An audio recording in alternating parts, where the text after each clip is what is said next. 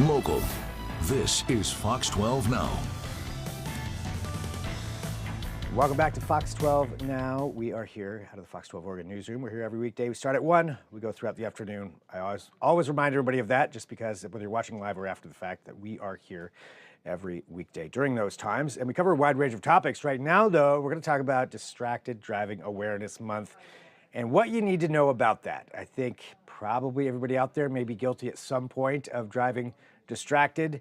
But you want to try to minimize that as much as possible. So we're going to discuss that a little bit more. We've got Dan Glaser here with GM, a safety engineer. Dan, thank you for joining us to discuss this, and when we're having this topic, I'm like, I got to think about, what I'm doing too, and making sure that everybody's out there driving safe. But I think to start off, could you just tell us, about Distracted Driving Awareness Month?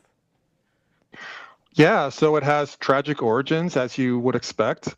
A little girl named Erica was riding her bike in her neighborhood and was tragically struck by a distracted driver. And, as you mentioned, this distracted driver was likely no more distracted than you or I have been at some point, or the listeners.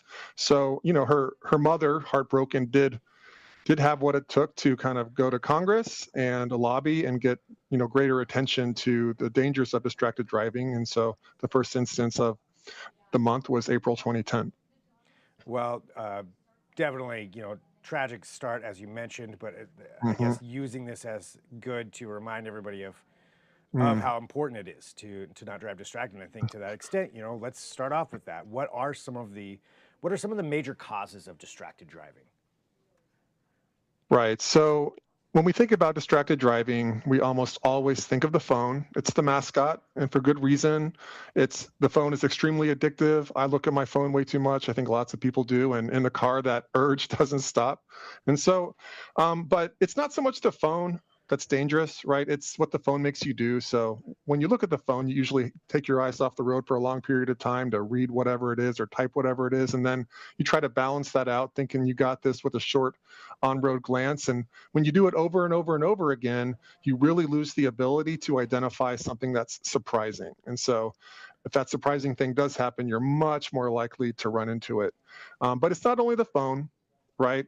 It could be looking off the road, rubbernecking at another crash when you should be avoiding the crash that could be happening right in front of you. Even something as innocent sounding as rummaging through the glove compartment actually is associated with a 9 times increase in crash risk, which is higher than texting. So it's really that eye glance pattern that's the driver of the risk. And if you find yourself doing that, go ahead and pull over if it's an important task, or just stop, because really, like, one ill-timed glance can really lead to catastrophe. Yeah, is it worth it to reply right then, or just wait a little bit longer and, whatever it may be? Right. What are some other major things that people should be thinking about when they're driving to try to make sure that they're operating their vehicle safely? Well, I like for people to think a lot before they start driving. So if you get a car, it's a tool, right? So I think we're expected to know how to use tools, and we're expected, if they're tools that can hurt other people, not to be texting while using them and so forth. I think of like welding or jackhammering or something. So take some time to understand what you can do in your vehicle. What can you do while keeping your hands on the steering wheel? What can those buttons do on the steering wheel? A lot of times they can change the radio station, they can change volume, they can turn on other features. Learn what you can do in the center stack. You don't have to learn how to do everything, but if there are a few things, you can set up some favorites, make things faster for yourself. So that way, if you have to use the center stack, it's much, much faster.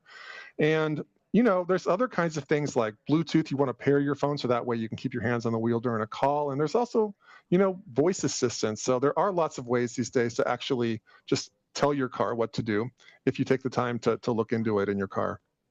So, yeah, good, definite recommendations there. Anything else that you think is, just big things that people should think about or know about to make sure that they're, being safe here during this awareness month? Sure.